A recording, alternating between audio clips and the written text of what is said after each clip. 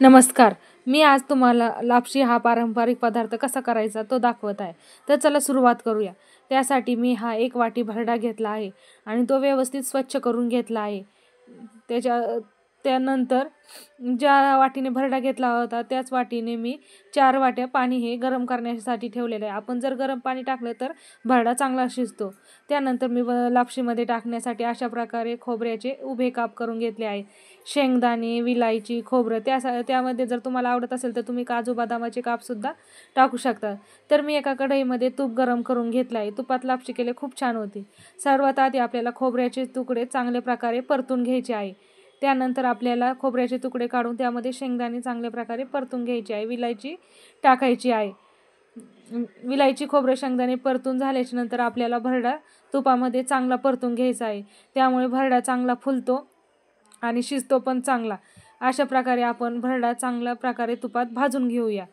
भरडा भाजल्याच्या नंतर आपल्याला त्यामध्ये चिमूटभर मीठ टाकायचं आहे. मीठ याच्यासाठी टाकायचं आहे की आपण कोणत्याही गोड पदार्थात मीठ टाकलं तर त्या पदार्थाला आणखीन चव येते आणि चव पण खूप छान लागते.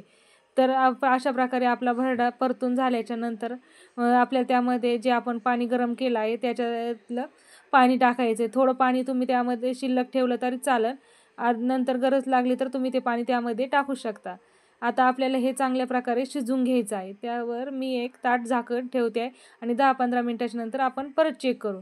तर 10 मिनिटाच्या नंतर चेक केल्याच्या नंतर यामधलं पाणी पूर्णपणे कमी झालं आहे. तर आपल्याला बघायचं आहे भरडा शिजला कसा. त्यामध्ये थोडं पाणी लागतं त्यामुळे मी आणखीन त्यामध्ये थोडं पाणी गरम करून टाकलं आहे आणि परत झाकण ठेवून वाफवून घेतलं आहे. नंतर झाकण ठेवून वाफवून घेतल्यानंतर अशा प्रकारे आपला भरडा शिजला आहे. तर त्यामध्ये मी थोडी सुंठ पावडर टाकली आहे. त्यामुळे चव खूप चांगली येते. तुमच्याकडे नसेल तर तुम्ही नाही टाकली तरी चालेल. त्यामध्ये आता मी हा गूळ बारीक करून घेतलेला टाकत आहे. गूळ हा सगळ्यात तुम्हाला शेवटी टाकायचा आहे भरडा शिजल्याच्या नंतर. तरच तुमची लापशी चांगली होईल. जर तुम्ही सर्वात आधी गूळ टाकला तर भरडा लवकर शिजणार नाही आणि लापशी पण अशी कचकच लागेल. त्यामुळे गूळ हा सगळ्यात शेवटी टाकून तुम्हाला झाकण ठेवून पुन्हा शिजवून घ्यायचा आहे. आता नंतर बघा आपला लापशी किती छान प्रकारे शिजली आहे आणि फुलून पण आलेली आहे चांगल्या प्रकारे. मी तुम्हाला दाखवते बघा. अशा प्रकारे आपली लापशी एकदम किती छान तयार झाली आहे. त्यामुळे तुम्ही नक्की ट्राय करून बघा कशी झाली ते पण सांगा. धन्यवाद. ही बघा.